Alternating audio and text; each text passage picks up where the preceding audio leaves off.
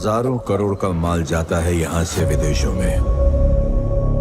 सोना है ये सोना। इज्जत करते हैं लोग आपकी,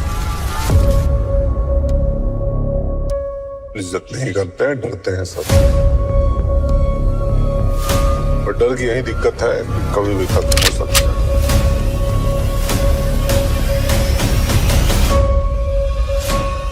90 के दशक में कोयला माफियाओं के फलने फूलने का वक्त था। छोटे स्कूल कॉलेजों से पढ़कर निकले युवाओं के पास दो ही ऑप्शन थे। पहला कोई खुद का काम धाम करना, जिसमें गाड़ी चलाना, गैराज खोलना मुख्य था। दूसरा काम था कोयले की दलाली करना, जिसमें हाथ तो काले होते ही है। इन्हीं सब के बीच वो पढ़े लिखे बेरोजगार युवा अपना भविष्य तलाश करते थे। जी हाँ, ऐसी ही एक कहानी हमारे जगदीश की भी है। थे तो वो पढ़ने लिखने में औसत, पर कॉलेज के दिनों में इनको एक ईसाई कन्या से प्रेम हो गया। कॉलेज खत्म होने के बाद इन्होंने पिता का बिजनेस, जो कि एक बुक स्टोर था, उसमें पिता का हाथ बटाना शुरू कर दिया। घर पर इन्होंने उस ईसाई समुदाय की कन्या से शादी की बात छेड़ी, पर घर वालों को ये बात बहुत ही नागवार गुजरी। पर जवानी का जोश जगदीश भाई साहब पर इतना हावी हो गया था कि उन्होंने ना आओ देखा ना ताओ देखा, जाकर कोर्ट मैरिज कर ली और उस फूल सी कुमारी मीरा को लेकर घर चले आए। घर वाले इस हादसे को कबूल नहीं कर पाए और जगदीश को घर से निकाल दिया। घर से निकलने के बाद उनके पास कमाई का जरिया खत्म हो गया। जगदीश ने सबसे आसान रास्ता चुना और एक गैंग को ज्वाइन कर लिया, पांड्या गैंग, जिनका मुख्य काम कोयले की दलाली और रंगदारी वसूली थी। जुल्म की दुनिया में उसके जो कदम पड़े वो रुकने का नाम ही नहीं लिए। उधर जुल्म की दुनिया में उसका कद बढ़ रहा था और इधर उसका परिवार एक के बाद एक वो 3 बच्चों का बाप बन गया। जुल्म की दुनिया अगर रोमांस से भरी है ना, तो साथ में कानून का डर और दुश्मनों की भी कोई कमी नहीं है। कुछ दिनों बाद एक मर्डर केस में जगदीश को जेल हो गई। इसी मर्डर ने जगदीश को पांड्या गैंग में पहचान दिलवाई थी दोस्तों, और प्रदेश के हिस्ट्री शीटर में उसका नाम काफी मशहूर हो गया। ये मर्डर उन्होंने एक कोल व्यवसायी का किया था, जिसने रंगदारी देने से मना कर दिया था। जी हाँ, जेल में उसकी मुलाकात एक कुख्यात गैंगस्टर करीम से हुई।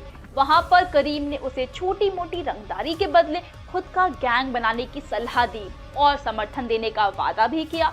उसकी दोस्ती जेल में काफी गहरी हो गई थी। बेल पर बाहर आने के बाद जगदीश ने अपना गैंग बना दिया। वो अब पांड्या गैंग के पैरेलल अपना गैंग चला रहा था और आदमियों और हथियारों की सप्लाई करीम कर रहा था। करीम का इलाका उत्तर प्रदेश में था और प्रदेश के दक्षिणी छोर पर वो जगदीश के सहारे अपना पांव पसार रहा था। करीम को राज्य सरकार के कुछ मंत्रियों का सपोर्ट था और इस वजह से वो अपने गैंग को और अपने गैर कानूनी धंधों को बेखौफ होकर चला रहा था। अब उसने राज्य के दक्षिणी छोर पर भी अपना खौफ फैलाना शुरू कर दिया। अब एक ही धंधे में 2 गैंग, जैसे एक म्यान में 2 तलवार रहना। दोनों ही गुटों में मनमुटाव और टकराव होता ही गया और एक दिन दोनों गुटों ने एक दूसरे के खिलाफ जंग का ऐलान कर दिया। जी हाँ, एक तरफ जगदीश का गुट, दूसरी तरफ पांड्या का गुट। शुरू में दोनों में छिटपुट लड़ाइयाँ होती थी। धीरे धीरे ये बड़े गैंग वॉर में बदल गई।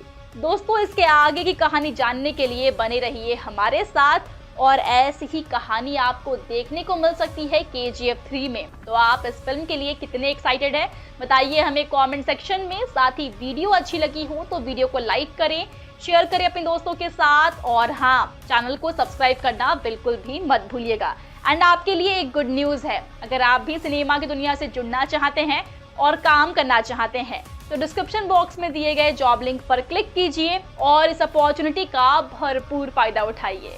आज के लिए बस इतना ही। मैं प्रगति मिलूंगी आपसे नेक्स्ट वीडियो में। तब तक के लिए सेफ रहिए, मुस्कुराते रहिए। Bye bye.